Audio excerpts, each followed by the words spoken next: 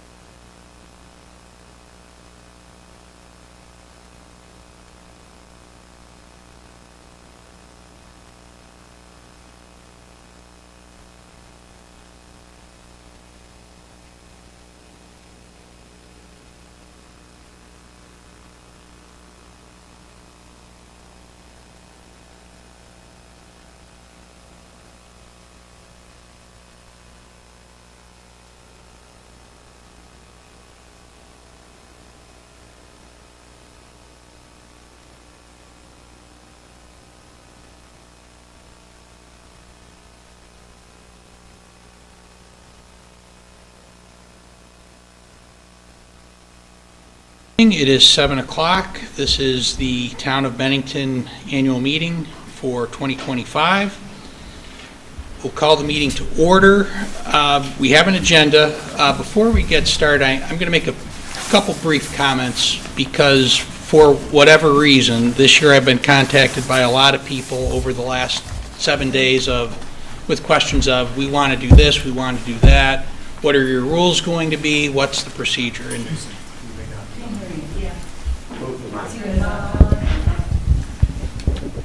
I thought it was on. Can you hear this? Yes. Okay. Well, somewhere in their budget, there's got to be money for a new mic. Here we go. Is that better? Yes. Okay.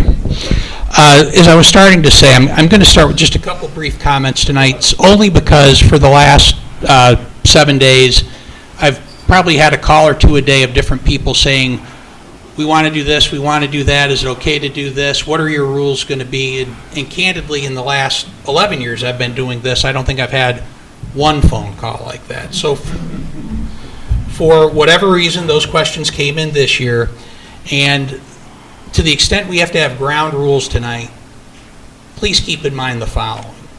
For a long time, and for most of the 11 years I've been doing this, and for the years before that when I was coming to the meeting, this was typically an opportunity for folks who had read the town report to come, ask questions about what's going on in the town, ask questions about the report, ask questions about the budget.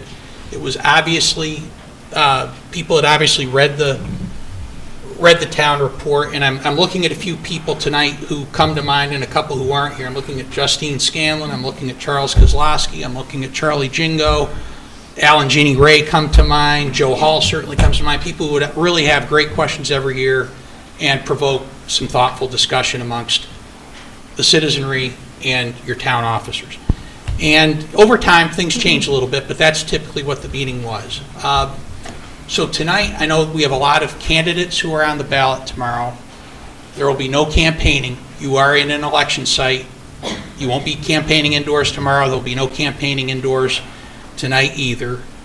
And to the extent an issue comes up that is the subject of current litigation, I simply am going to rule that out of order. It's not fair to what's going on in that piece of litigation. One comes to mind. But if there's anything that comes up regarding current litigation, that will be ruled out of order immediately. We do have a legislative update that was a late add to the agenda. So with that, we're going to start the agenda. And I understand we have a proclamation that I think is great in honor of Jim Colvin. So who is going to present for the Jim Colvin proclamation?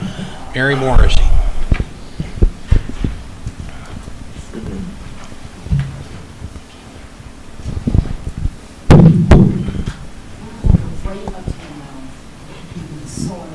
This might be the worst microphone. It hasn't been an issue.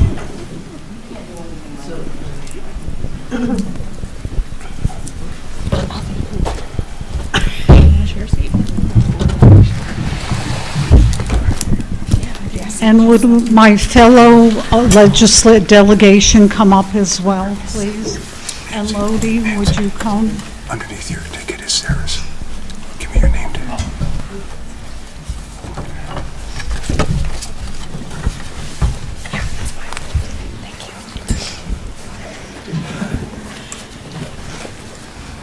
This resolution was done in honor of Jim Colvin, who served our community, our county, and our state with dedication and commitment to all of us. So this is a proclamation that will go down in the history of the state of Vermont, that we are honoring Jim Colvin for his outstanding service. And it is concurrent House resolution offered by Representatives Morrissey, Cooper of Pownell, Corcoran of Bennington, Durfee of Shasberry, Greer of Bennington, Hunter of Manchester, James of Manchester, Nigro of Bennington, and Payson of Dorset. as well as our Senators Bongartz and Plunkett. House concurrent resolution in memory of former Bennington Select Board Chair, Representative and Assistant Judge James H. Colvin. Whereas Jim Colvin, a native of Bennington, graduated from Bennington High School and Central Missouri State University, and he subsequently earned a master's degree. And whereas an educator, he taught science at Mount Anthony Union High School, worked as a guidance counselor, and completed his career in this field as the principal of Marley Stark Elementary School. And whereas as an entrepreneur, Jim Colvin purchased, operated, and expanded the Bennington Car Wash, established the Bennington Express Lube in 2002, and managed Catamount Pellet Fuel Corporation in Adams, Massachusetts. And whereas most notably, Jim Colvin's distinguished public service began in 1979 as a Bennington Select Board member, including 5 years chairing its municipal panel. And subsequently, he served as town manager, one of the community's listers, and as town's moderator, a role that required his oversight of parliamentary decorum at town meetings.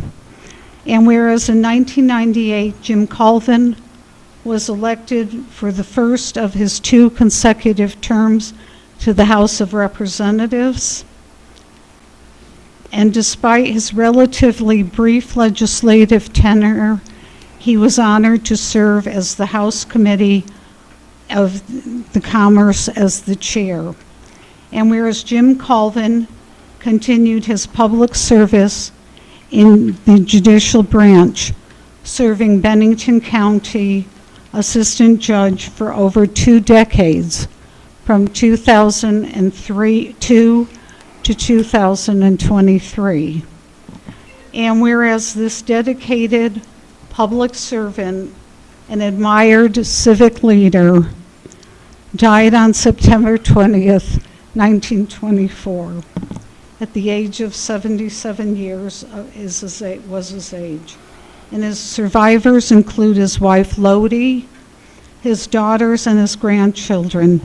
Now therefore be it resolved by the Senate and House of Representatives that the General Assembly extends its sincere condolences to the family of former Bennington Select Board Chair, Representative, and Assistant Judge James H. Colvin, and be it further resolved that the Secretary of State be directed to send a copy of this resolution to Jim's family.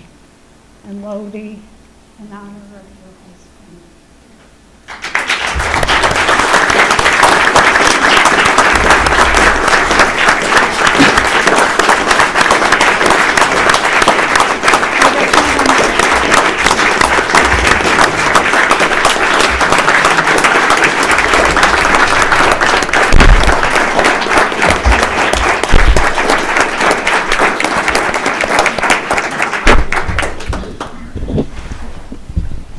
Mrs. Colvin, you're not done yet. We always start the meeting with the Pledge of Allegiance, and I would like you to lead the Pledge of Allegiance. Especially since some of my former students are in this room. I pledge allegiance to the flag of the United States of America and to the republic for which it stands, one nation, under God, indivisible, with liberty and justice for all. Thank you, Lodi. We have some other legislative resolutions and a public service award. So we have Mary Morrissey has one for, is it mesothelioma month? Multiple myeloma month.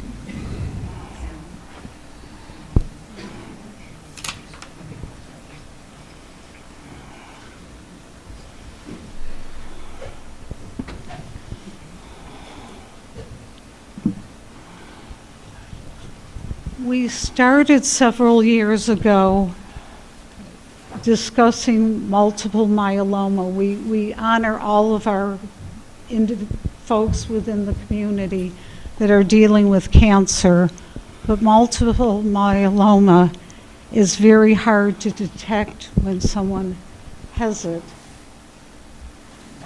Ken, who is a patient and with multiple myeloma, knows firsthand what it's all about. So the governor has done a proclamation on behalf of the multiple myeloma community. Whereas multiple myeloma is a cancer of plasma cells in the bone marrow and is called multiple because it can occur at various sites in the body.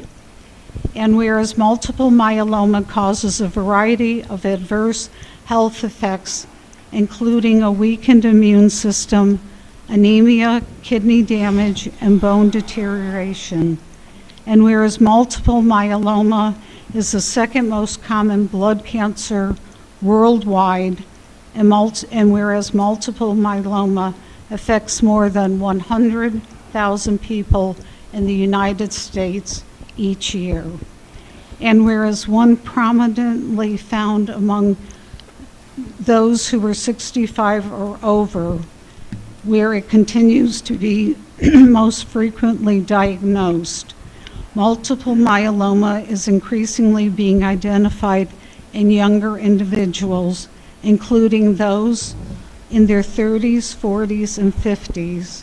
And whereas multiple myeloma is almost twice as likely to occur among African Americans and is one of the most leading causes of cancer deaths among African Americans.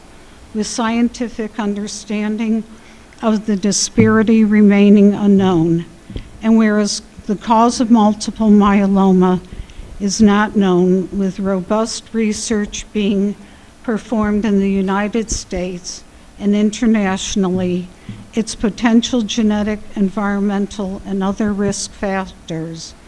And whereas additional new drugs and therapies are in the research phase, with patient enrollment in clinical trials playing an important role in determining safe and effective treatment. And it was where understanding the treatment of multiple myeloma has been greatly furthered by the role of advocacy initiatives promoting awareness, and that's what we're doing here tonight, awareness, education, research, peer review, and collaboration. And such efforts are to be highly commended, and whereas greater awareness of multiple myeloma on the part of clinicians and the general public can lead to the earlier detection of treatment, improving health outcomes, and bringing comfort to patients and families. And it says, now therefore be it resolved, I, Philip B. Scott, Governor, hereby proclaim the month of March 2025 as Multiple Myeloma Awareness Month. And I presented to Ken, for there is a fairly large group in Bennington that meets on a regular basis to, again, educate and make people aware of this. So thank you for letting us shed a little awareness to all of you as well.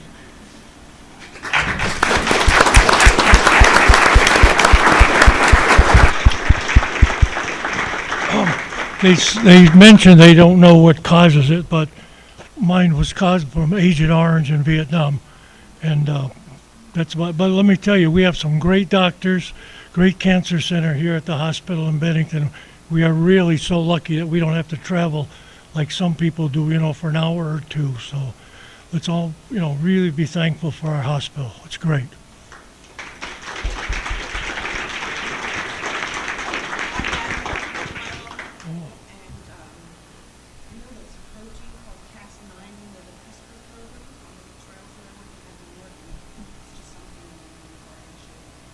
Oh, thank you. Yes, I go to Dana-Farber in Boston, And my doctor speaks with Dr. Kalmuck here in town, and I've got some new treatments, and he seems to be working, so I feel better. Thank you.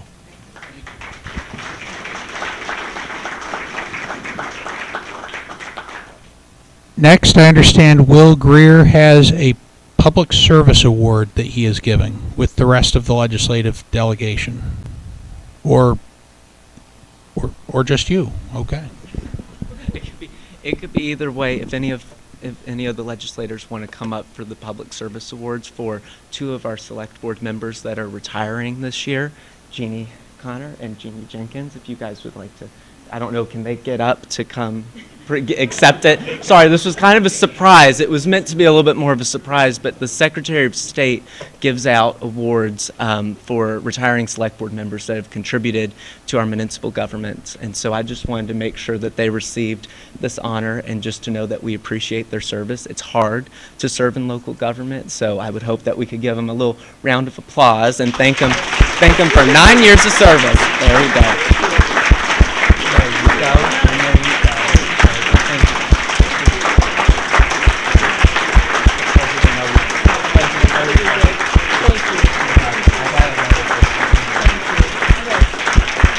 Thank you, guys.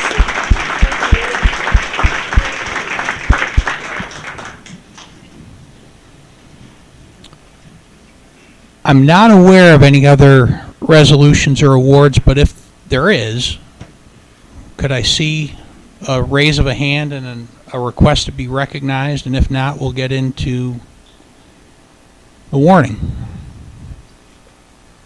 Okay.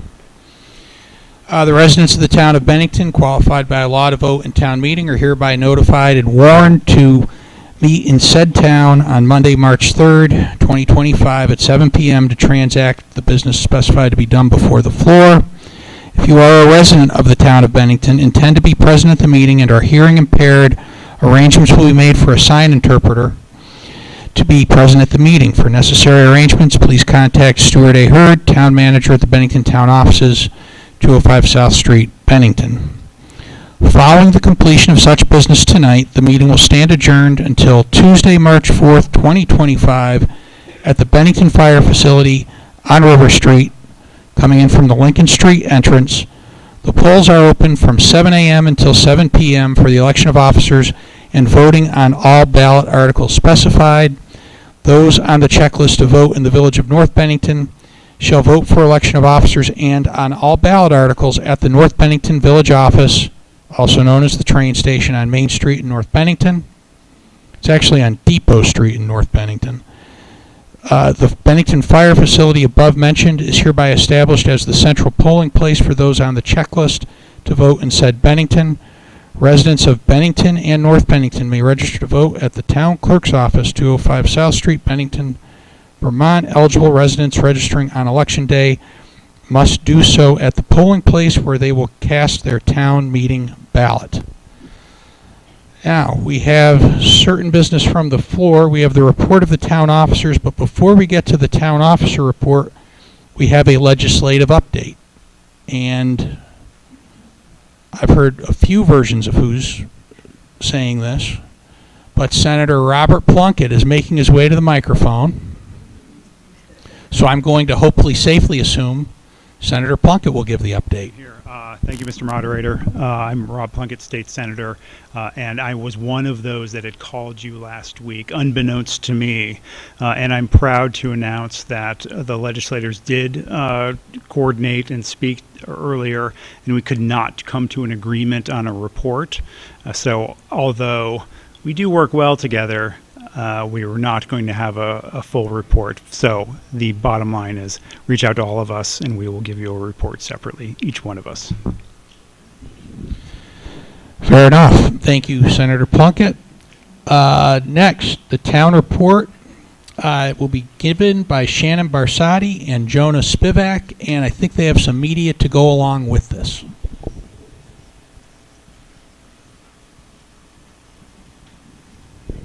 Thank you.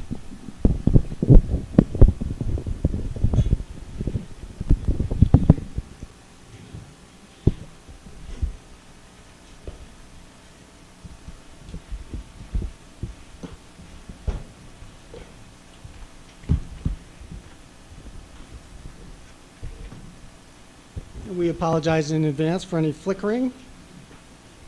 While we're getting a new microphone, maybe we can get some better cabling as well.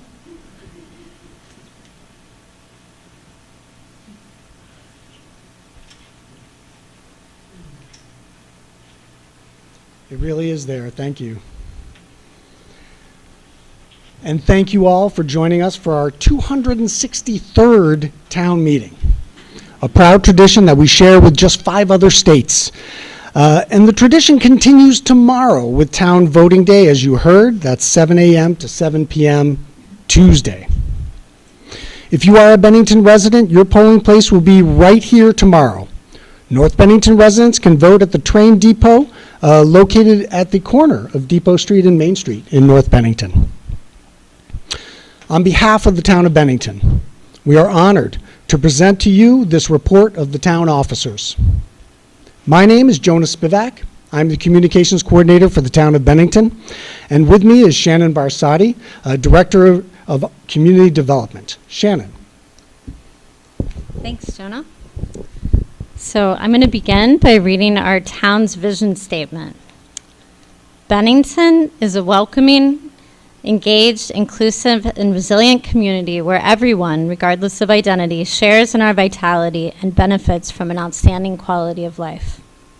Our town motto is serving people through teamwork, and we're here tonight to highlight a sampling of the accomplishments of our town departments in 2024. Bennington has a rich history and is unique in being Vermont's first town chartered as part of the New Hampshire Grants in 1749. The first settlers were led by Samuel Robinson, but did not arrive until 1761.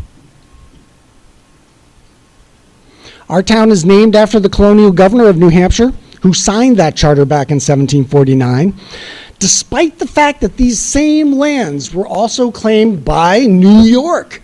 It would take a Revolutionary War and many years to get that sorted out, and we're going to save that story for another time. We are currently the 5th and remain the 5th largest town in the state of Vermont. In 2024, officers from the Bennington Police Department made 1,173 criminal arrests and responded to 13,983 calls for service. Bennington experienced a decrease in violent crimes in 2024. Together with community partners, the police department raised more than $70,000 to expand their K-9 program. Working with Project Alliance and Bennington Stat has allowed the Bennington PD to assist community members with obtaining needed services. The BPD held many community events in 2024, and the New Experience Summer Camp and the Bennington Night Out were both very successful. BPD also worked with the town's highway, building and grounds, and IT departments to complete Project Isaac, the new impound secure area and animal control facility.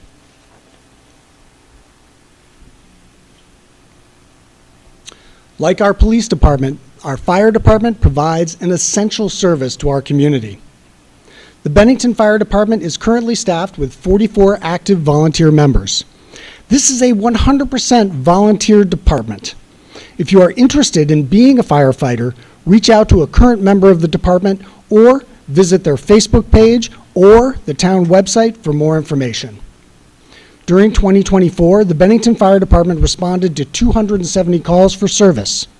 In addition to those calls for service, members of the Bennington Fire Department conducted fire safety courses for area youth as well as senior citizens, instructing roughly 120 students.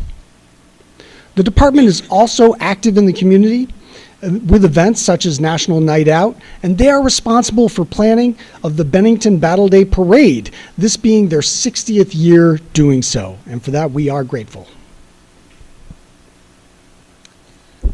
Our highway department maintains 128 miles of roads, 13 bridges, 475 catch basins, and 40 miles of sidewalk.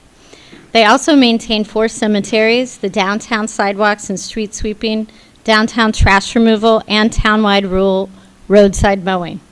Some of their 2024 accomplishments include creating a new intersection, sidewalk, and paved Hunt Street at Benmont Avenue, installing a new sewer main on McKinley Street and Frank Street, removing and replacing bridge number 22 over Jewett Brook on Morgan Street Extension, all done in-house by town employees, and refurbishing the Brooklyn Bridge over the Roaring Branch, also done in-house by town employees. The Water Department is responsible for supplying clean drinking water to approximately 15,000 users through 92 miles of water mains and 4,400 connections. The crew also runs and maintains the water filtration plant in Woodford, 7 pumping stations, and 5 water tanks throughout town. Additionally, they maintain and flush semi-annually approximately 650 fire hydrants. Some of the accomplishments in 2024 include 35 hydrant repairs, plus the installation of 4 new hydrants, 11 water main breaks or leaks that were fixed, with crews sometimes working through the night to get the repair done quickly. The town also extended and installed a new municipal water main for new service lines on Settlers Road and Spring Hill.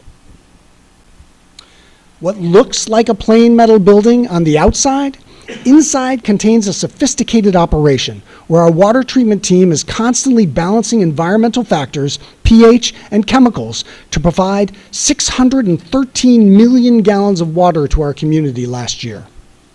The town also reaped some financial benefits from selling excess water produced by the Morgan Spring. A total of 8.29 million gallons of bulk water was sold in 2024. The cost for flat rate water in Bennington for a single-family home is $53.50 per month, which is about $20 less than the national average monthly cost in the United States. The last part of the sewer system is our sewer system. Our water system is our sewer system, and wastewater treatment facility is the end of that. On the left is a picture of the inside of a sewer main that has been slip-lined on Depot Street. We slip-lined 1,200 feet of sewer main, including part that went under the Walloomsac River. This project cost us $80,000, compared to a cost of close to $1 million if we had to do an open trench to replace the failing sewer. In 2024, about 1.5 billion gallons of wastewater was treated before being safely released back into the Walloomsac River. The cost for sewer in Bennington for a single-family home is $52.70 a month. That's about $18 less per month than the national average cost in the United States. It's worth remembering that Bennington has an enormous infrastructure that is mostly unseen, but must not be forgotten. Our Planning Commission, along with the Planning Department, performs municipal planning functions for Bennington, including the development of the town plan and land use and development regulations. In 2024, work on Phase 1 of a new town plan included a comprehensive public outreach effort and report. Phase 2 will develop a new town plan based on these public outreach efforts and current and future needs of the community. The Planning Department continued to work with consultants on several bike pedestrian projects that will serve as the backbone for a bike ped network in Bennington. The next phase of the Ninja Path, recently renamed the Walloomsac Valley Path, includes a new bridge over Furnace Brook and is scheduled to be constructed in 2025.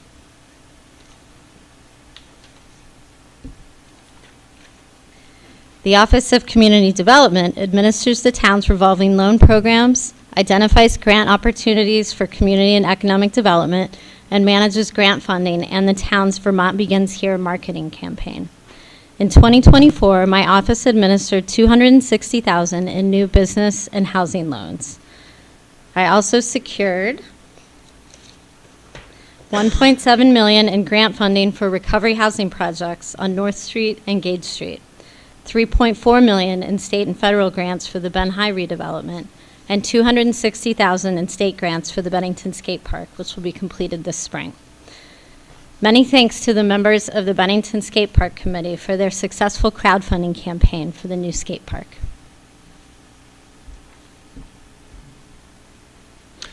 My role as the Town Communications Coordinator is to share information about the activities that the town is doing on behalf of the community.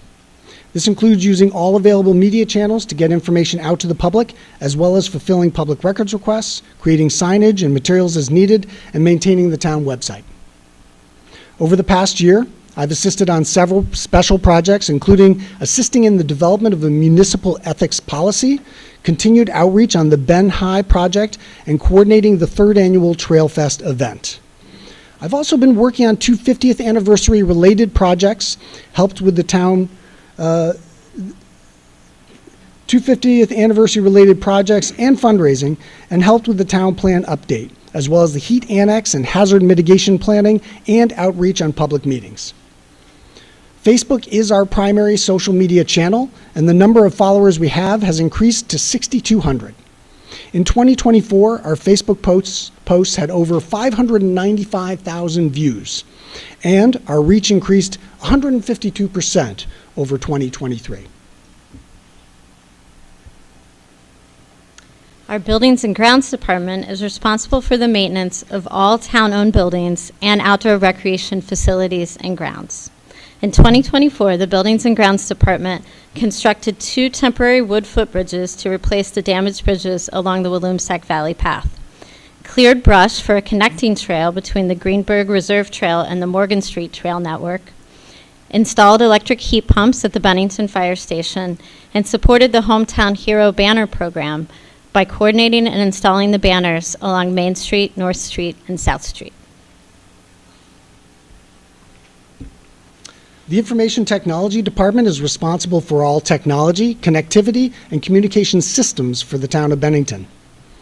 In 2024, that included upgrades to numerous buildings in the town and the police department with new fiber optic and Cat6 cables, secure network enclosures, managed switching, and battery backup systems. It also included a new security camera system and improved building access.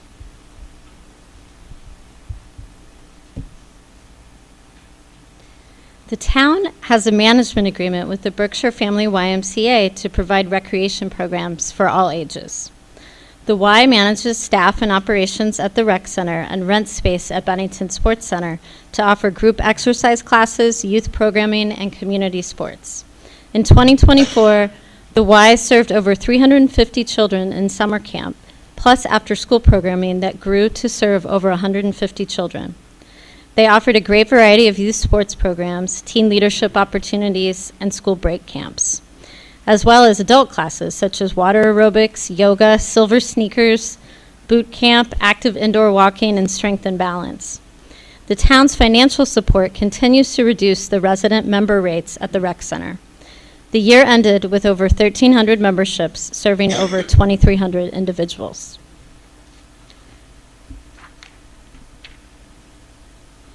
Our town clerk's office continues a tradition going back to the founding of our town, namely being the caretaker of our town's records, including that original signed 1749 charter for Bennington that we mentioned at the start of this presentation. In addition to those documents and records, many of our town records are now, or land records are now available in digital format. Check out the town clerk's page on the town website for more information. Our town clerk is also responsible for everything related to elections, from early voting ballots to handling and organizing voting day polling stations. If you ever have questions about elections or what controls are in place to ensure election integrity, we invite you to come in and learn more. The town office is the heart of our town government. It is located at 205 South Street in what was originally the Henry Root homestead built in 1844. The house was donated to the town for municipal use by his descendants in 1920. It includes the town clerk's office, listers and assessor's office, planning department, health officer, zoning and code enforcement, collections, town management and support staff, as well as Jonah and myself. This year, our town finance and HR departments moved to the old blacksmith shop at 215 South Street.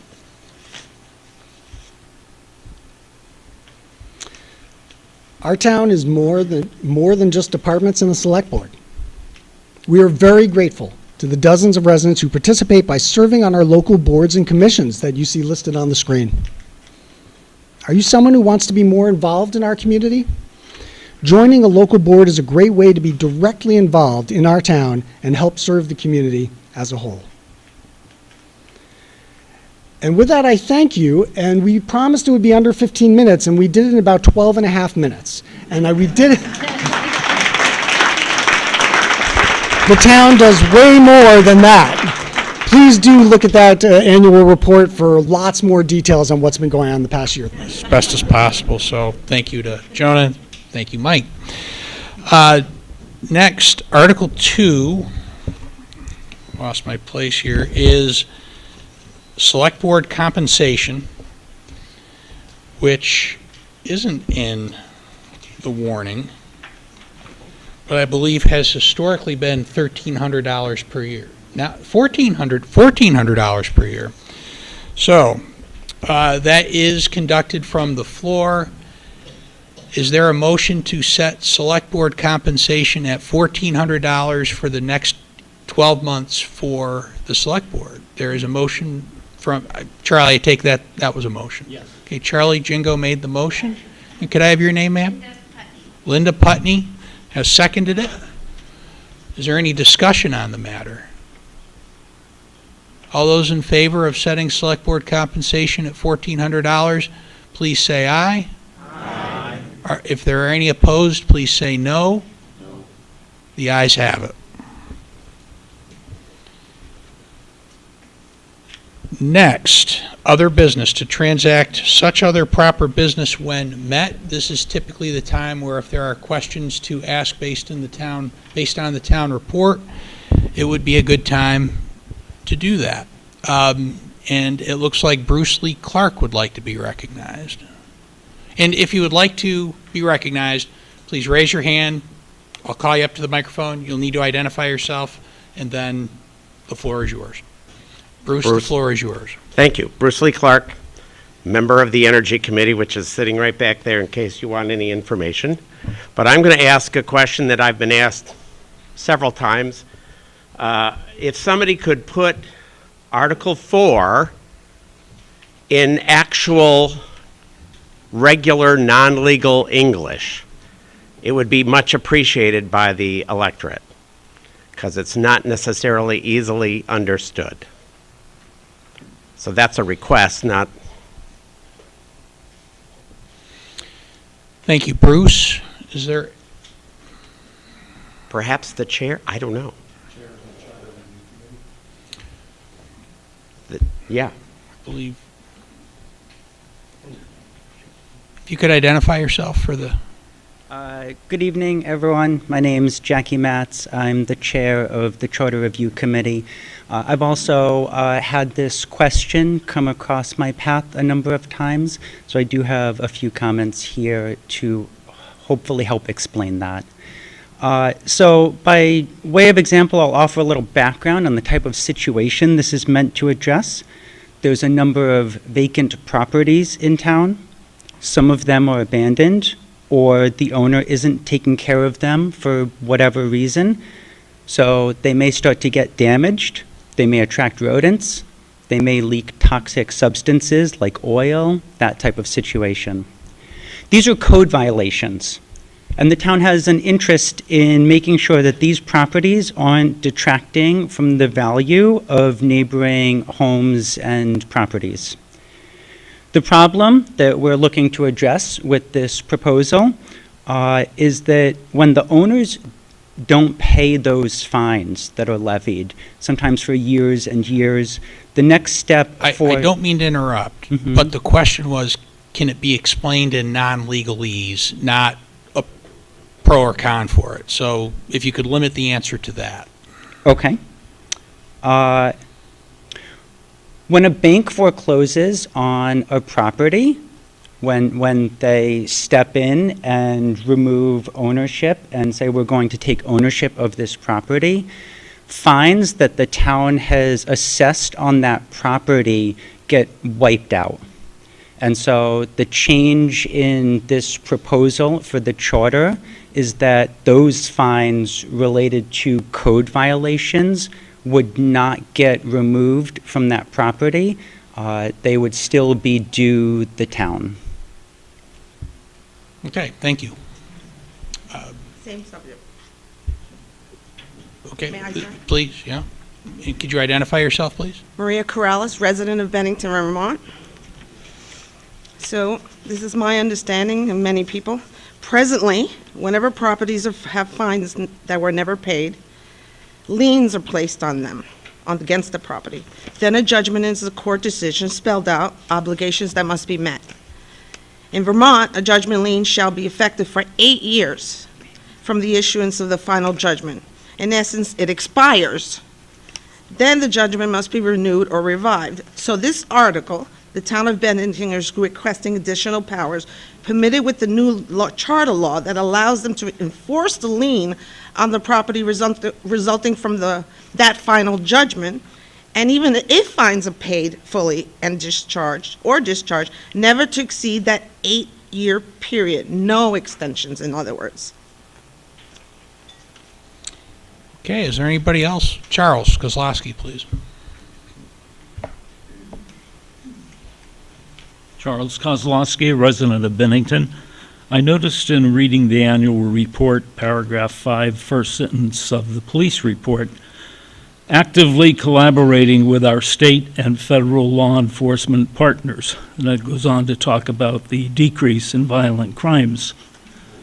This is all very well when the police are working with FBI or DEA in drug cases or ATF firearms cases, postal inspectors with crimes against the mail or the post office. My question to you, Stuart, and indeed the whole board, perhaps the town, what happens when ICE agents, Immigration and Customs Enforcement, finally, if and when, and I suspect when, come to Bennington and go to Chief Doucette and ask to deputize perhaps a portion of our police force to assist them in what they're doing? Is there anybody? Yeah, sure. Stuart? At the present time, we will not be assisting ICE in their activities should they come to Bennington.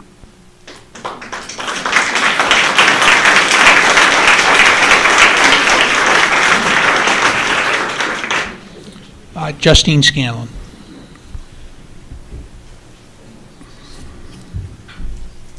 Justine Scanlon, Bennington, Vermont. I'm going back to Article 4. It's my understanding that this article, in addition to continuing to allow the town to file liens for these kinds of costs, it would make those liens a priority lien, which means they would be ahead of any mortgage or any other liens that had been previously filed. That's the purpose, my understanding, of this particular article. The last sentence of that article goes on to confirm that the time length that the lien would be valid unless, for 8 years, unless it was renewed by the lien holder. But it just makes those liens top priority or ahead of any other liens previously filed. Thank you. Thank you, Justine. Are there any other members of the audience that would like to be recognized to speak on matters in the town report or matters on, we will get to the agency articles last as always, so let's hold those till later.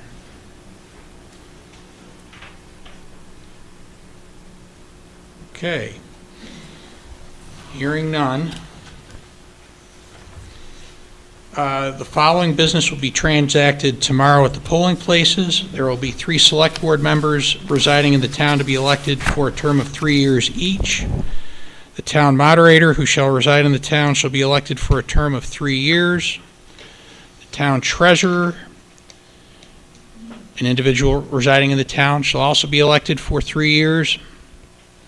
Article 1, shall the town appropriate for the next fiscal year the total sum of $17,891,190, consisting of $5,471,860 for the laying out, maintaining, and repairing of highways and bridges within the town, and $12,419,330 for the payment of the following: any indebtedness not otherwise specifically provided for, interest on indebtedness, legally authorized state and county taxes, prosecution and defense of the common good, of the common right and interests of the inhabitants of the town and for other necessary and incidental expenses. The proposed budget includes $25,000 for fire equipment, $5,000 for fire facilities, $10,000 for parking improvements, $15,000 for technology improvements, $5,000 for pool maintenance, $6,000 for tennis court maintenance, $5,000 for public works facilities, $25,000 for highway equipment, $3,500 for CPRB training. Stuart? CPRB. Okay. $600,900 for the healthcare reserve and workers' compensation insurance, $169,000 for bridges, and $2,000 for well maintenance, of which any unexpended portion of the above will be reserved for subsequent years. There are several articles regarding the Charter Review Committee. They are Articles 2, 3, 4, 5, 6, and 7, which I'm happy to read, but if there's a motion to waive the reading of those. Bruce, I'm forever in your debt. Is there a second? There's a second. All those in favor of waiving the reading of those articles, say aye. Aye. Are there any opposed?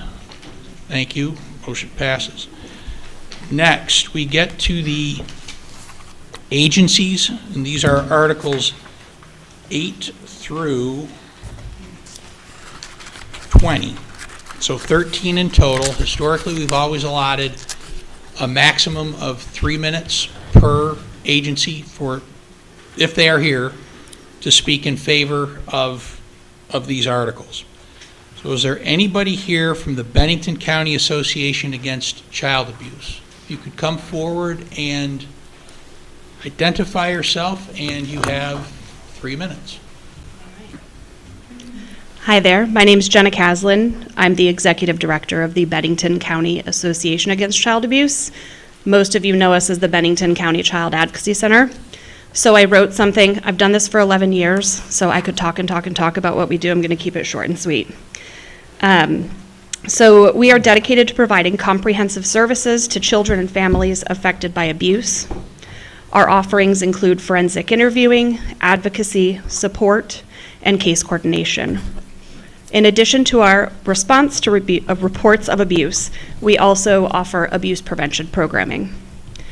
So we are proudly accredited by the National Children's Alliance, and it's a testament to our commitment to maintaining the highest standards in child advocacy and support. We deeply appreciate the support we've received over the years from the Town of Bennington voters and hope to continue to have your backing again this year. Thank you. Thank you, Jenna. Very nice.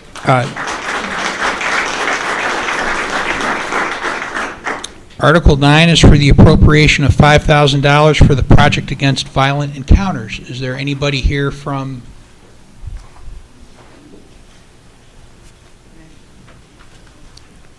A little shorter, so hello, my name is Lindsay Brilliant, and I'm the Director of Project Against Violent Encounters.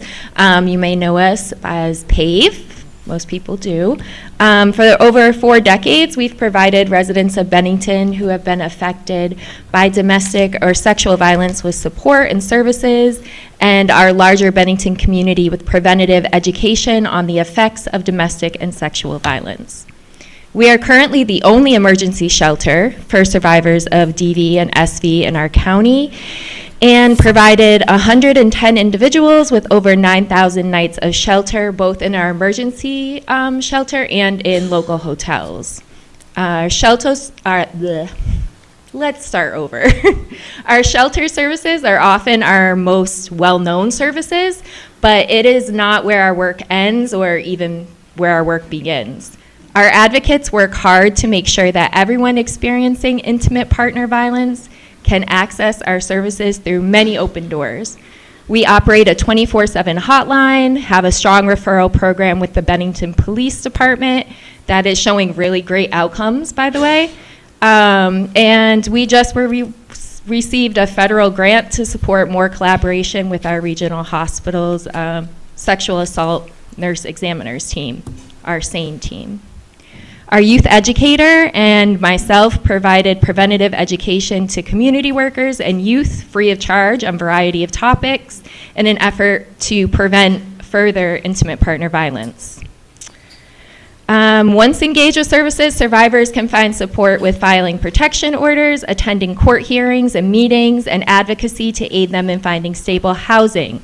They can maintain, amongst other supports. In the past year, our housing advocate has aided 24 survivors containing 18 children in their households in obtaining housing vouchers. This is so important for survivors because long-term stable housing is a pathway out of abuse. Often overlooked is our supervised visitation and safe exchange program. This allows children who have witnessed violence in their home to visit with their parent in a safe, supervised environment, ensuring the safety of both the survivor parent and the child.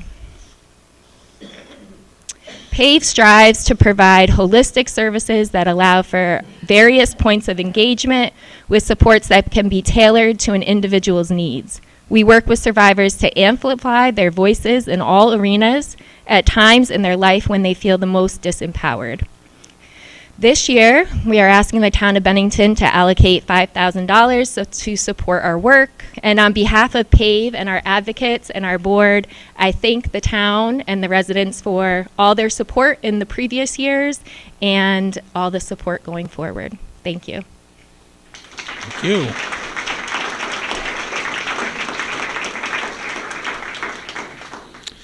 Article 10 is $5,500 for the Green Mountain Retired and Senior Volunteer Program, also known as RSVP.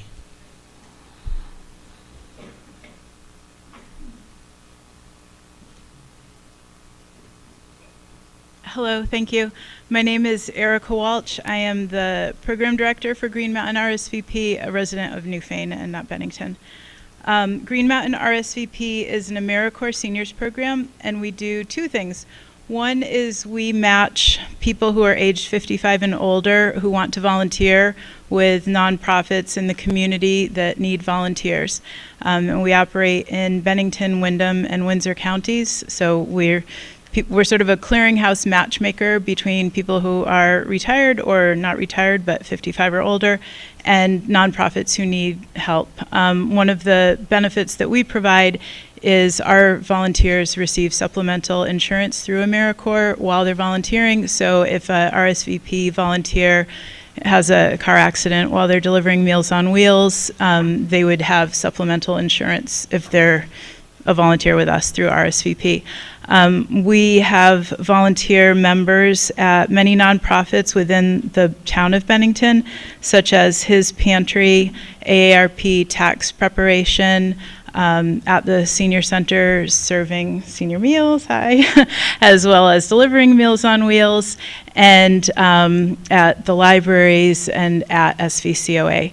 So we have several volunteers who do that, and we also have volunteers who teach free bone builder classes at the senior center at North Bennington and at other sites within Bennington County, which Bennington residents likely attend, even though it's not right in the town of Bennington. And the bone builders classes are a free class twice a week. It's strength and weightlifting classes. They're taught by volunteers who volunteer their time twice a week. We have teachers who've been teaching for 20 years, and they're free and open to the public. If you're having trouble getting in and out of your chair, up and down at the town meeting, you might want to come and take a class. That's one of the things that our classes help with, is building that strength to get up and down and have those activities of daily living so that people can stay living independently in their homes as they age. We also have a Sunshine Card project where our volunteers create very sweet, happy card messages, which we then distribute to people who are homebound and isolated through Meals on Wheels delivery and in nursing homes.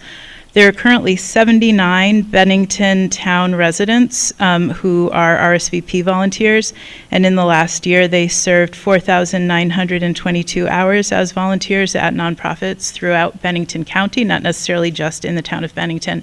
So it's hard to quantify the exact one-to-one service between a volunteer and the number of Bennington residents who are served, because they're serving, throughout the county with different people. So we thank you very much for your funding in the past.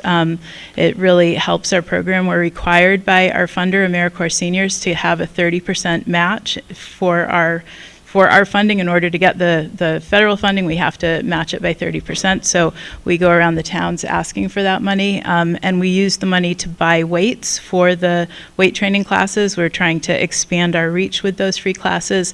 The weights are very expensive, and the weights are required for the class, for the muscle building and the bone density building to take place. So basically that's what we use the town funding money for, is to purchase barbells for the free weight training classes, and I hope that the people of Bennington will support us. Thank you.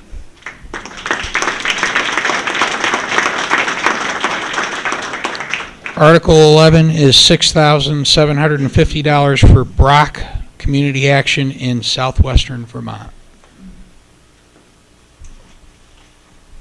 Thank you, Mr. Moderator. Tom Donahue, Brock Community Action. We're located at 332 Orchard Road, which is right next to the fire station. One thing I wanted to mention real quick is what a great town report. I was a former community development director for the city of Rutland back before Stu Hurd and I had gray hair. And I just want to tell you, that's a really great report. You had a great team there, and you should be very proud of that. Yeah. Also, welcome everybody watching on Cat TV. Some highlights of our program activity at Brock Community Action and the dollars invested are as follows. Working with Molly Stark Elementary and all the family engagement specialists at SVSU, we assisted students and families by providing, for example, warm winter clothing to students and parents, and we provided $1,000 in prepaid laundromat cards to SVSU for families in need.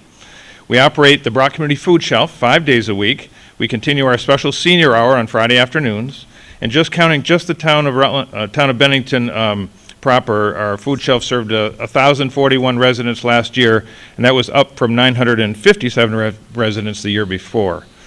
We continue to provide hundreds of free COVID test kits through the food shelf, so people in need don't have the burden of purchasing them for themselves or their families. And each spring we provide food starter plants so families can grow their own vegetables fresh all summer while saving them money. In addition to feeding, heating and housing are two other critical services we provide. In Bennington County last year we provided over $109,000 in crisis fuel assistance, and over half of that was paid to residents just in the town of Bennington. All of the funds are paid directly to local businesses and utilities. Through our Housing Opportunity Program, we provided over $277,000 in rent, security deposits, and rental arrearage paid directly to landlords that prevented 120 households from eviction, rehoused 41 households that were evicted, and rehoused 26 households that had been homeless into permanent housing. We are responsible for implementing the state of Vermont's home weatherization program in the county, one Jeannie likes. And we completed over $541,000 in free home weatherization last year, just in Bennington Town residents alone. This is up from $370,000 in weatherization the year prior. This includes emergency furnace repair and replacement, and oil tank repair and replacements too. As a critical focus of our efforts at Brock Community Action, we have positioned our staff to provide application assistance, including 3 Squares applications and farm-to-family coupons.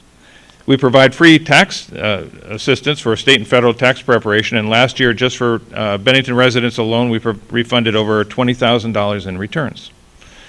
Additionally, we assisted over 234 Bennington County residents, over half of whom lived in the town of Bennington, with financial and budget counseling and credit repair. We even worked with 14 Bennington area daycares. One of the things we do there is provide reimbursement dollars for their serving the children meals. So they had 160 individual children that were served over 53,000 meals last year, and we reimbursed them with $93,258 to do that. Our organization does much more.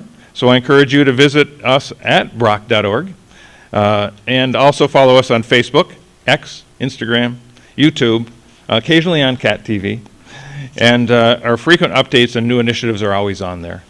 We employ people too, and our job opportunities can be listed and found there as well. We're always looking for good help.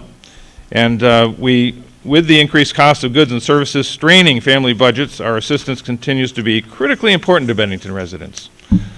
We sincerely value the support of the people of Bennington, and we look forward to continuing our services to those in need in this community. Thank you very much.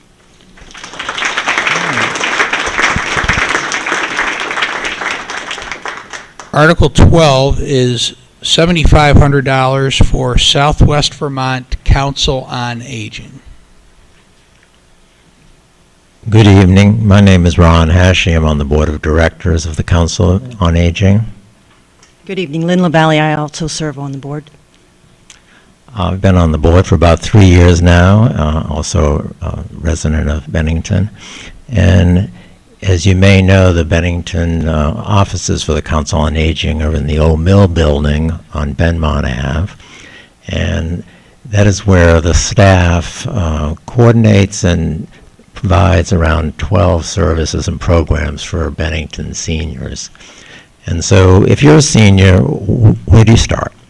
Well, the first thing probably you should do is call the information referral line that the council staff mans, and the staff is very qualified to talk about what programs and services may be available to the seniors, and most likely they'll be referred to a case manager that the council has. Most of the staff members there are case managers, and those are the people that coordinate the services for an individual senior. So it's a very important role that they play in making sure that the senior can get the services they need within the organization as well as out in the community.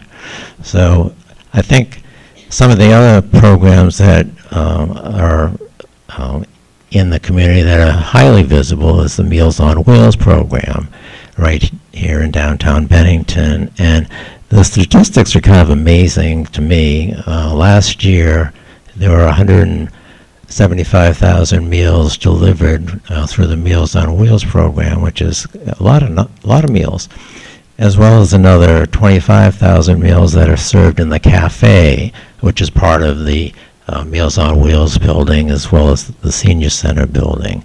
And if you haven't been to the cafe, it's run like a restaurant. It's very nice. I would suggest you get down there and talk with some of the seniors that are having meals there. Good food, good conversation. And one of the things that you might hear a lot about now is social isolation. And I think that is a good place to kind of get on top of social isolation for a lot of the seniors. Some of the other activities that the council's involved with involves helping seniors go through open enrollment, which is a big term that people hate to hear every fall when they have to make a decision about their health care needs. And so there are trained employees at the council that actually work with the seniors, deciding which plan's going to be best for them in the coming year, and help them sign up for that program that meets their needs. They also work with Medicaid recipients and making sure that the seniors get the benefits that they need to keep an independent lifestyle here in Bennington in their own homes. There are a number of other programs, I guess, and services that the council's involved in, and we talked a little bit a while ago about volunteers, and the council has a bunch of volunteers that actually go into the homes with some of the seniors, and they actually will chat with them, companionship. They will help them balance their checkbooks. They will take them grocery shopping, and they will do other things that are quite essential for some of the seniors that live alone and are definitely suffering from social isolation. So other than those projects, there are others, and I invite you to, go down to the council office and see, their operation, or once again, go to the cafe and sit down with some older Vermonters that are doing the best they can in a struggling time.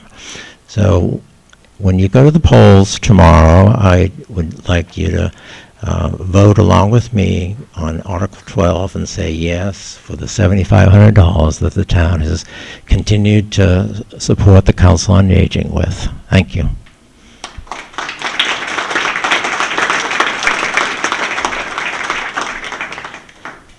Article 13 is for $10,000 for the Vermont Center for Independent Living.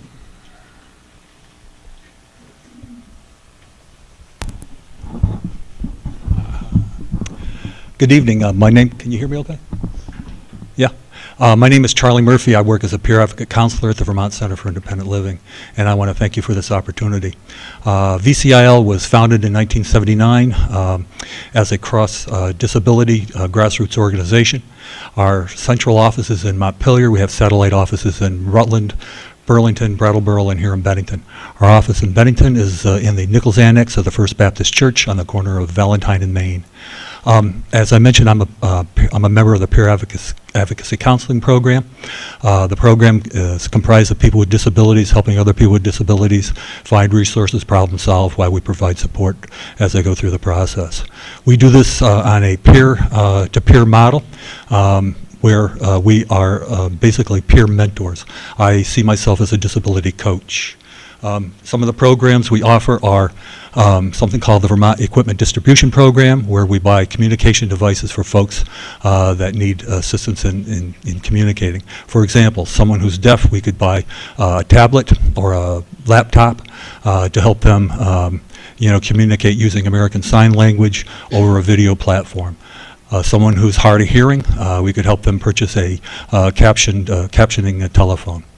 Another program is something called the Sue Williams Freedom Fund, where we provide up to a $1,500 grant for people to buy some type of equipment, a device, for example, to help them live more independently. Moving along, we have the Home Access Program, which provides ramping, entry door widening at the place where the ramp is installed, and also bathroom modification to make the bathroom accessible. Then we also provide Meals on Wheels to people with disabilities under the age of 60. We also have a program called the Community Access Program, where upon request, someone would be sent out to do an access assessment of a business, a nonprofit, or for a municipality. We also have a program to support people who have long COVID through one-on-one interaction and as well as in group over Zoom.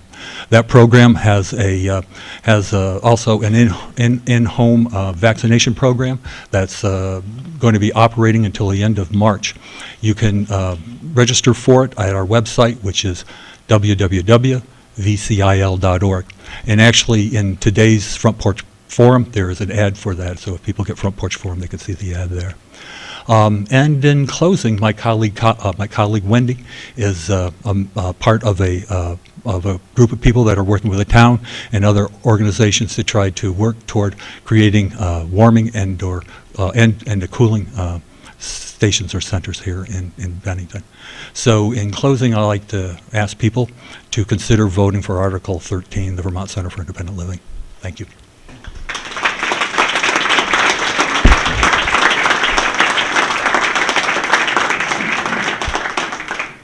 Thank you, Charlie.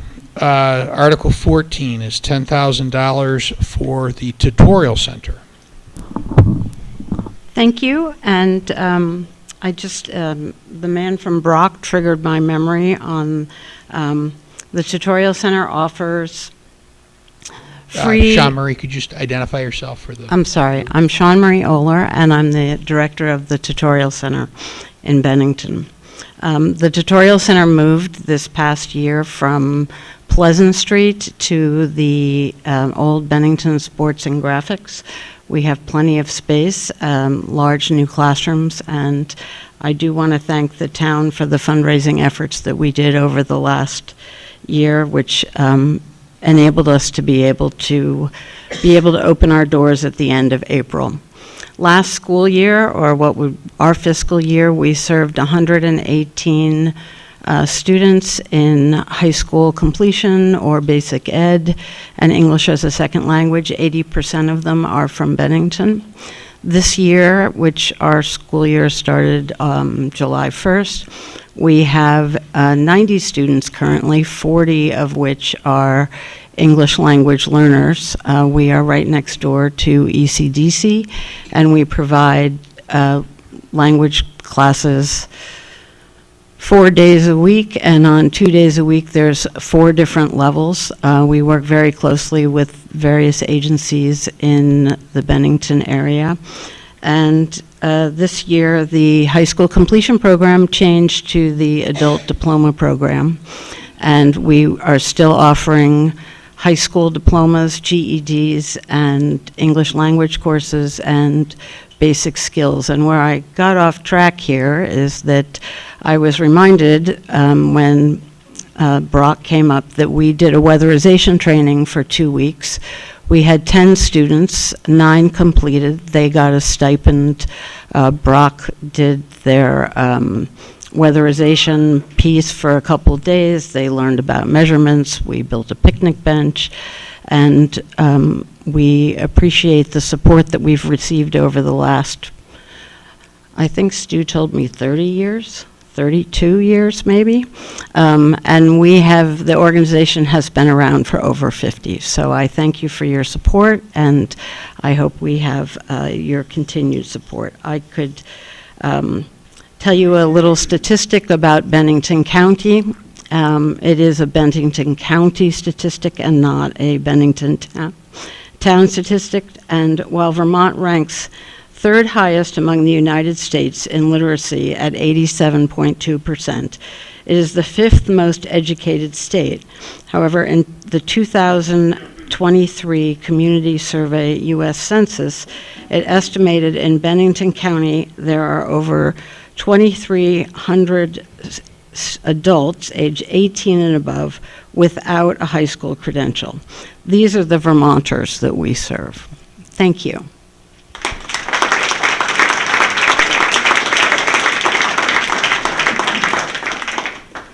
Article 15 is $11,000 for Bennington Project Independence, BPI.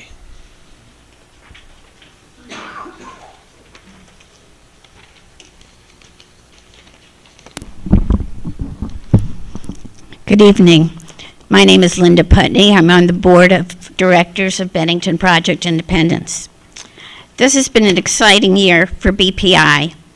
A little less than a year ago, construction began on the lower level of our building to provide additional space for all our members and staff. This expansion will allow us to serve more individuals and families who would benefit from our comprehensive adult day services. A large part of the project was funded by a State of Vermont grant for home and community-based services. Construction is ongoing and fundraising is still in progress, so the voters' allocation tomorrow will be very helpful, as always.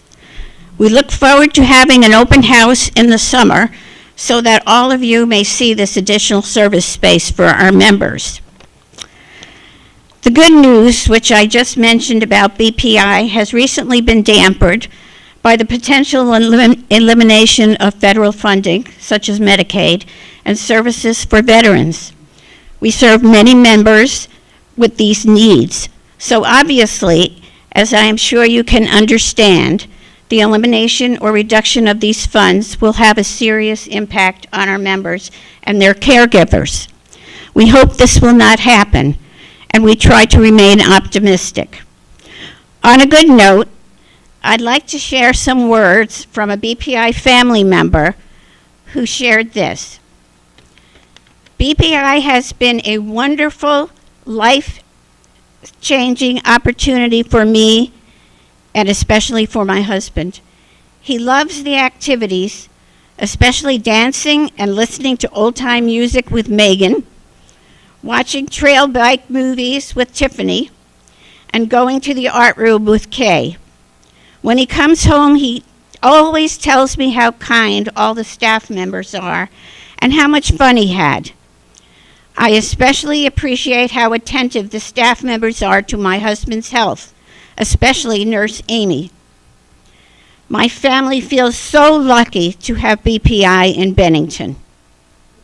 So, on behalf of our members and their families, our staff, and board, I would like to thank you, the voters, for helping us each year with the funds that you approve for BPI, and ask you to vote yes for BPI again this year. Thank you.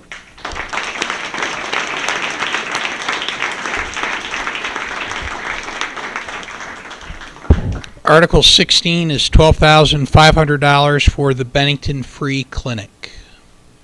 Charlie Jingo. Good evening. My name is Charlie Jingo. I live here in Bennington, and I'm here to talk about the free clinic, and it's also known as the Dr. G. Richard Dundas Free Clinic.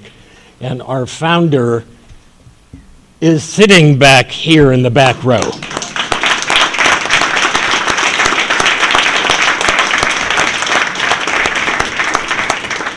I chair the board of Greater Bennington Community Services, and the free clinic's one of our programs.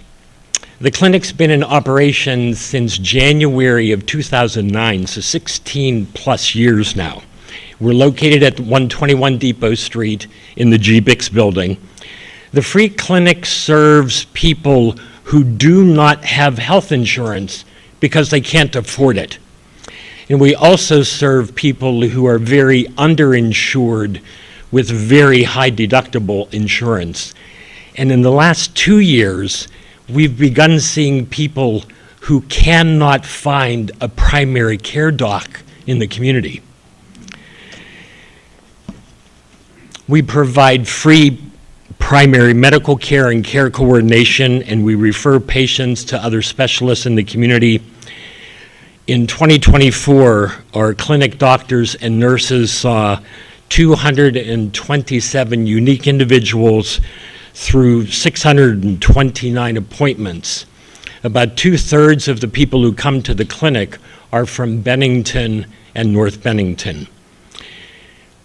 The people who provide the care, the doctors, the nurses, the physician's assistants, the nurse practitioners, they're all volunteers, and it's an amazing team of people.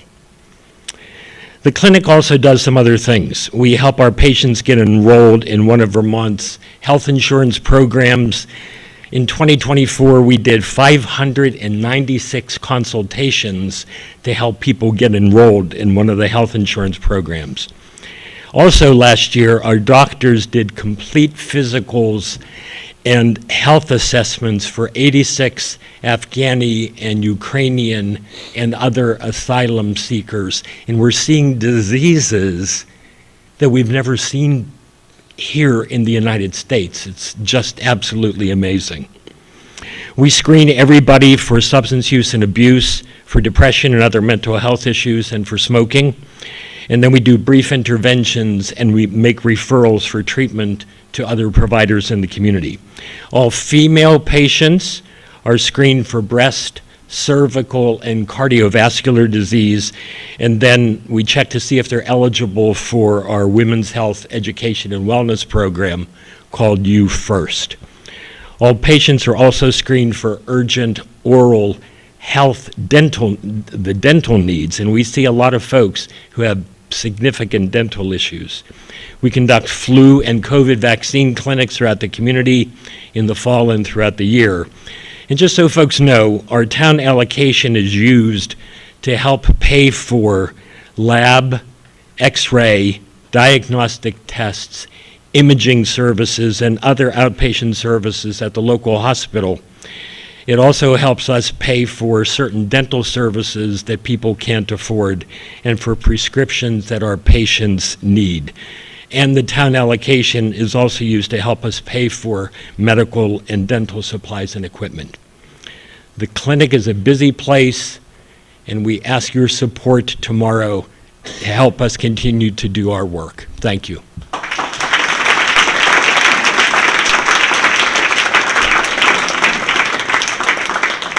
Article 17 is $15,000 for the Sunrise Family Resource Center.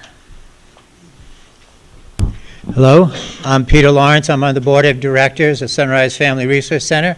I'm a Bennington resident. The mission of Sunrise Family Resource Center is to strengthen families. It does this by providing programs and services for moms, dads, and children. Bennington residents are the largest population participating in Sunrise's programs and services. Sunrise has so many different programs and services that it provides. I'm not going to try and touch on all of them tonight. I think we don't have enough time for that. But you may be familiar with Sunrise's early care and education child care programs and Sunrise's high school diploma program, the Learning Together program, which is for pregnant and parenting teens and young adults. In addition to Sunrise's core programs, with people who participate in the core programs, Sunrise provides over 1,500 adults and 1,700 children with different support services. These include food from Sunrise's food pantry, baby formula, car seats, support groups, early childhood development groups, play groups, and participation in leadership and social capital building meetings.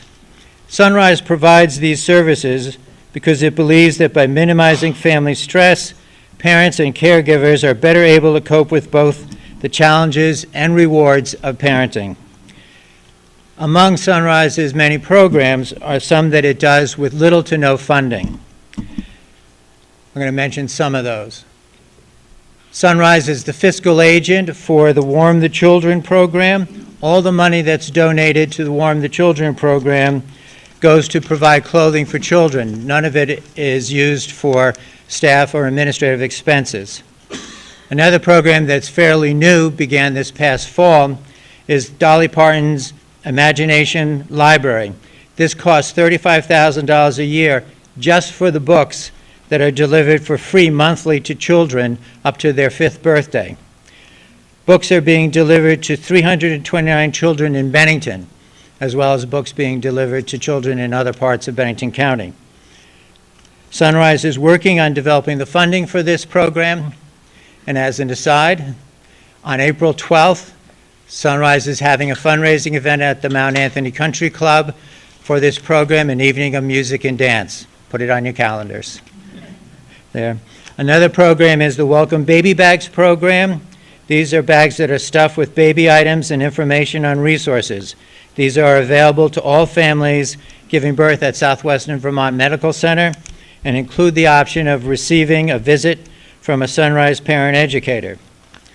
Another program for Sunrise is our community's diaper bank. This bank has been visited by over 500 people just this past year.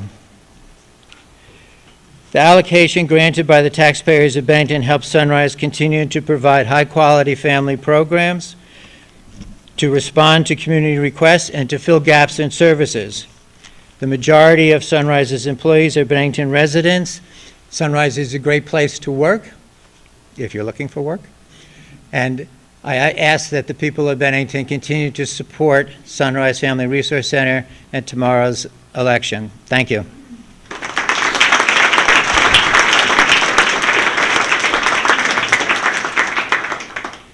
Next is Article 18, $15,000 for the Turning Point Center of Bennington.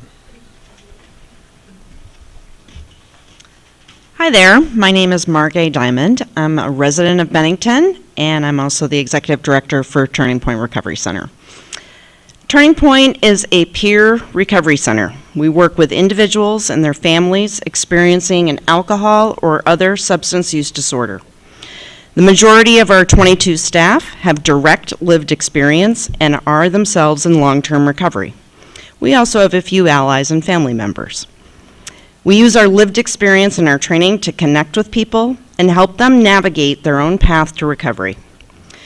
Peer coaches are in the emergency room at SVMC. We are on call and respond to anyone presenting with an alcohol or substance use disorder. We have actively been working with SVMC to help support an alcohol detox, a medical alcohol detox program that now exists. We work closely with Bennington Rescue and follow up on folks who were seen for an alcohol or substance use disorder and refused transport to the hospital. We are working closely with probation and parole. We are spending about 22 hours a week right now in probation and parole, running intensive recovery groups that are skills-based, and that has been actually one of our big successes this year. The support from probation and parole has been tremendous. The uptake has been tremendous, and our goal here is to get people connected and in recovery and make a dent in recidivism, right? We know people loop back very quickly into jail, and we think we can make a dent in that if people get connected and they have the support that they need. We coordinate with Sunrise and new family intakes. We work closely with United Counseling Service and Savita to support patients who are in medically assisted treatment. We also spearhead a collaborative outreach program. You may have seen some staff out and about. We go out 3 times a week and we frequent our motel neighbors, food pantries, and we are looking to help connect people to the resources that they need to move them forward. It doesn't necessarily have to be recovery coaching, right? Or peer support. So we do a lot of navigation, everything from getting someone an ID to helping someone get insurance to arranging transport for them to go to treatment to pet sitting to that's our job, is to support them all the way around and make their recovery successful. We want our community to be healthier and more connected as well. You will find us at the table at our public safety meetings, which are BENSTAT. Some of you know what that is, but they're a group of tight agencies meeting regularly about non-criminal 911 calls, and there are a lot of them. And those are people who need resources, not the police. So we are working actively to help triage situations like that. We do our work with a lot of humility and a lot of patience and a lot of hope. There is oftentimes bad behavior, but these are not bad people. Everyone deserves the chance at recovery. We have our men's recovery house opening on March 10th, which we are super excited about. That'll be the first recovery housing for men in our county ever. So this gives people a bridge to start getting a schedule, to get employment, and to start reintegrating back into the community. So we thank you for your support. We're really pleased to be on the ballot this year, and we are asking for $15,000 to help support our work, and thank you.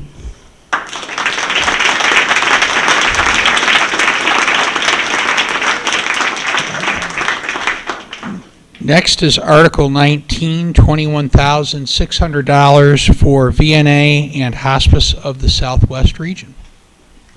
Hi, thank you very much. My name is Michaela Fazette. I am the Director of Communications for VNA and Hospice of the Southwest Region. Before I jump into it, I would just like to say thank you to the entire community for your support over the years. We wanted to share a little bit more about our services. I think that sometimes you see the name hospice in our agency's name, and sometimes our other vital services can get overlooked. So this is just a reminder that we offer quite a breadth of services, from prenatal care all the way to end-of-life services, wound care, physical therapy, post-surgical care, and so much more. If you wish to be cared for in your home, chances are it's possible. Simply ask your provider and we'll be there for you. Well, 2024, as everyone might know with healthcare, had a few challenges along the way.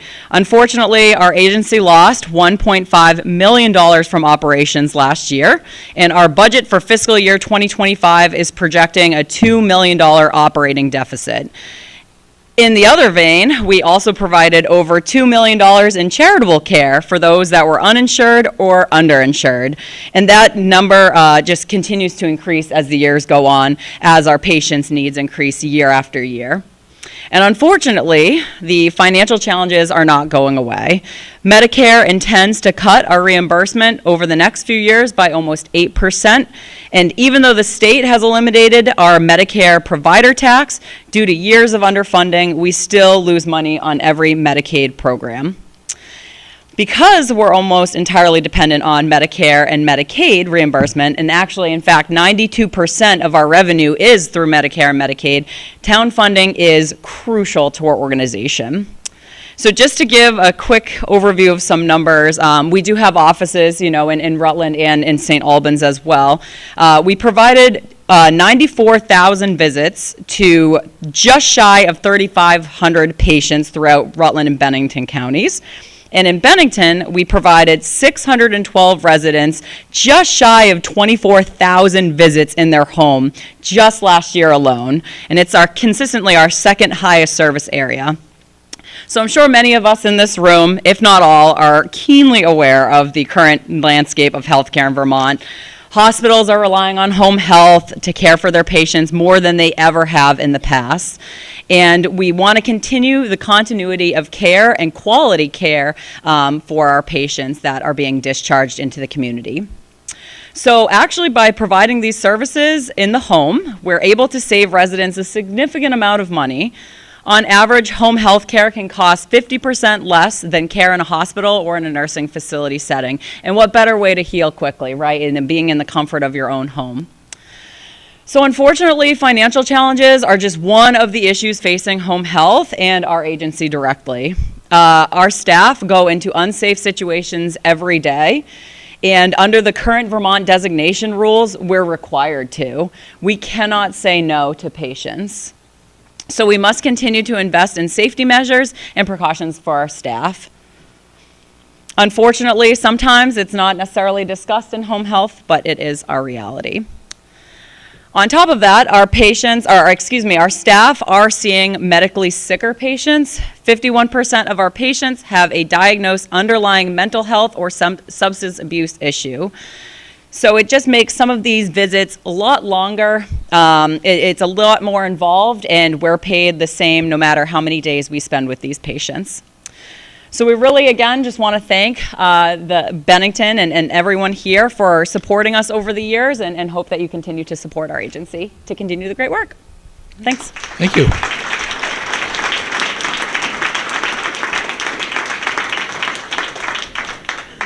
Next is Article 20, $25,000 for the Bennington Coalition for the Homeless.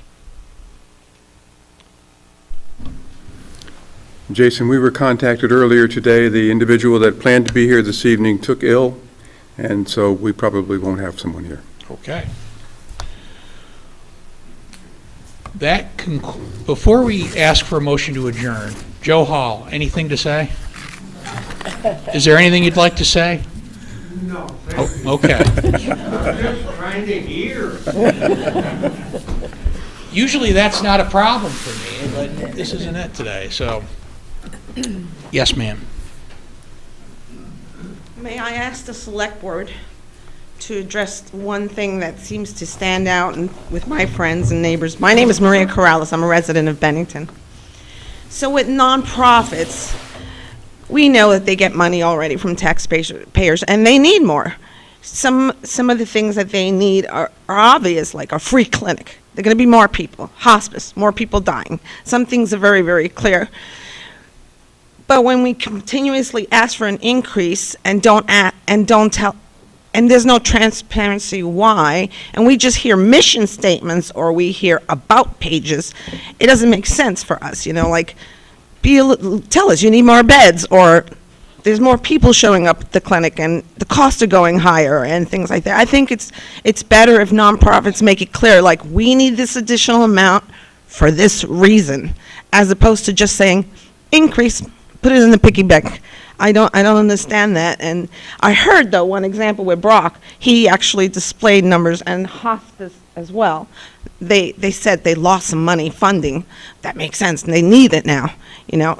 So the fact that nonprofits come up here and just say their about page and what they do and things like that, and we just want the money and we need the money and we want resident taxpayers just to say yes, I'm asking you, select board members, can you please tell us why you need the money? Make sure that when they petition to ask for the money, to tell the people why.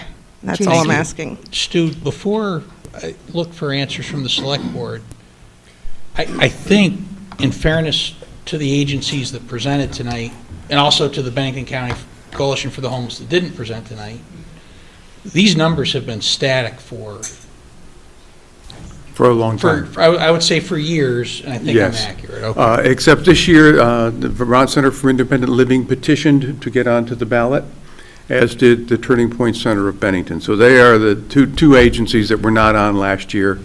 But in order to be placed on the ballot, the agencies must only ask for what they received last year. And that has been consistent for a good many years. We haven't seen increases from these agencies. If the agencies want an increase, they must petition to get on the ballot with the increase. On the ballot, sir, you use the term increase.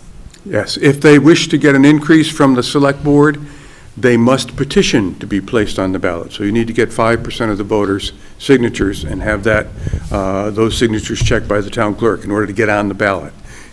The board will place you on the ballot if you're not asking for any more funds. And the 5% is a state law, is it not? Yes. They have the right to do it under state, okay. Yes, that's correct. Can I just add that there is more information available, so that in order to be on the ballot, if you are level funded, if you're asking for level funding, there is a cover letter that talks about each agency and also their budget and their tax returns, or some form of their tax return, that need to be in at least a month ahead. I can't remember, was it December 1st? I can't remember the deadline, but those are available for everyone to look at every year. So there is more information available, as well as ways to go to the website and, and do your own research if you want. But there is quite a bit of information available to taxpayers ahead of time. And this board reviewed all that information during budget preparation. I'm sorry, may I address Jen? Yeah. So you're saying that when they petition for it, they define it and then... Maria, you need to come to the... Are you saying that when they petition for those funds, that it's available what it's for on some website? So no, it doesn't necessarily say what it's for, but there's quite a bit more information. But every year, in order to be on the ballot, they have to provide a cover letter saying what services they provide to Bennington, and also their information, and also their budget information, so you can see how they spend their money. And in many of the agencies do, in fact, show line item that says, here's money we expect to get from Bennington or any other community and how we plan to spend it. So I would say start with that information that's available ahead of time each year. And each year they'll let us know why they need the increase. Essentially, yeah. Yes. And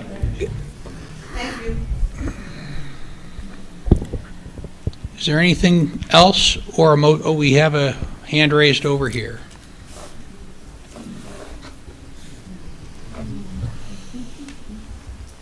Excuse me?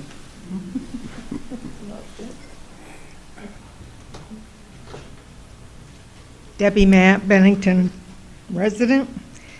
Am I reading this correctly on page 35, Article 2, that the voters will be voting on the transfer of the senior building property at 124 Pleasant Street? No. No. No. That was last year. What page is she on? Is this the current book? The report contains last year's vote tallies, Uh-huh. so you'll probably see what the vote was on that particular question last year. It also includes this year's warning. Debbie, that's dated 2024. Just, Ed, one at a time. Stu, you. No, I'll let Ed, he's got the page numbers, that's good for me. Okay, thank you.